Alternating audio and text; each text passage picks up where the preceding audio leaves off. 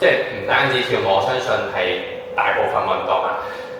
真係話動態提升啊，運動表現真係呢5、6年先至興起。咁好似我以前，其實我由10歲已經真係算係一個專項，完全投身喺一個運動訓練裏面，係真係幾乎係全職嘅。除咗返學以外嘅時間，其實日夜都喺度練習緊。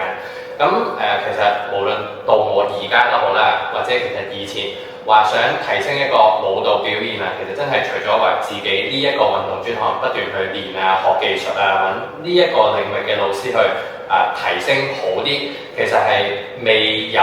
試過話出現到底點樣先至係叫做提升運動表現。咁所以咧嗰陣其實有一個盲區就係咁我去做 gym 啦，去做瑜伽啦，做多啲 cardio 啦，其實就係只係知道我個體能好啲。但係其實會發現有好多掣肘嘅，譬如話我真係揾個教練，我日日去 train 體能，去 train 器械，但係咧係好馬上就會見到，個人係會越喐越慢，甚至係喐唔到嘅會。咁或者可能喺嗰段時間真係花好多時間去 train 瑜伽喎，諗住個柔韌性好啲，控制力好啲，但係咧